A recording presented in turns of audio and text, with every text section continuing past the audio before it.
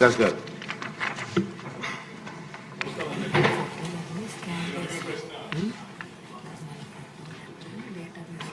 అధ్యక్ష, నేను అడిగిన ప్రశ్న పుత్తూరు మున్సిపల్ చైర్మన్ పై విచారణకు సంబంధించిన అధ్యక్ష. గత ప్రభుత్వంలో మనం చూసాం లోకల్ బాడీ ఎలక్షన్స్ ఎంత పారదర్శకంగా జరిగాయో ఆంధ్ర రాష్ట్ర ప్రజలంతా కూడా చూశారు.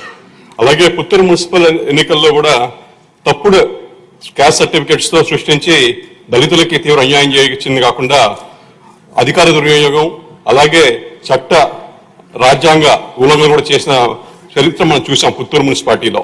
2014లో ఇదే మనిషి బీసీ సిక్ సర్టిఫికేట్ కింద క్రిస్టియన్ మైనారిటీ సర్టిఫికేట్ కింద కోఆప్షన్ మెంబర్ కింద నియమితులయ్యారు.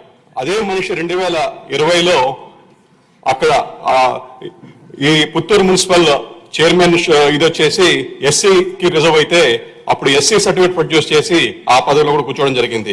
ఎస్సీ రిజర్వేషన్ అనేది ఒక రాజ్యాంగబద్ధ హక్కు అండి. అది అలాంటి వ్యవస్థను నాశనం మనం చూసాం. 5 years లాస్ట్ గవర్నమెంట్ ప్రతి దాంట్లో కూడా మొత్తం వ్యవస్థను విచ్ఛిన్నం చేయడం మనం చూసాం. దాంట్లో భాగంగానే పుత్తూరులో కూడా పూర్తిగా కులం కాని వాళ్ళని కులం తీసుకొచ్చి పెట్టి వాళ్ళ కుర్చీలో కూర్చోబెట్టి పదవిలో పెట్టారు. చెల్లని కుల ధృవీకరణ పత్రాలు తీసుకొచ్చేసి వాళ్ళని రిజర్వ్ స్థానాన్ని ఆక్రమించడం ఎస్సీ వర్గాల పట్ల అపహాస్యమే అవుతుంది.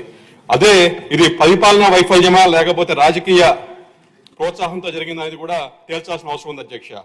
మీ ద్వారా నేను ప్రభుత్వాన్ని కోరుకునేది, మంత్రి గారిని కోరుకునేది ఏంటంటే ఏదైతే అబ్జర్వేషన్స్ వచ్చే కలెక్టర్ గారు ఇచ్చిందో దాన్ని మీరు సభలో కూడా టేబుల్ చేయగలిగితే గౌరవ సభ్యులందరూ కూడా చూసే అవకాశం అంటూ వస్తుంది అధ్యక్ష. అలాగే అడ్మినిస్ట్రేటివ్ శాంక్షన్ అయితే మీరు యాక్షన్ తీసుకున్నారు, కానీ ఏదన్నా కూడా క్రిమినల్ యాక్షన్ తీసుకునే ఉద్దేశం గవర్నమెంట్కి ఉందని కూడా అడుగుతున్నాను అధ్యక్ష. థ్యాంక్ యూ అండి.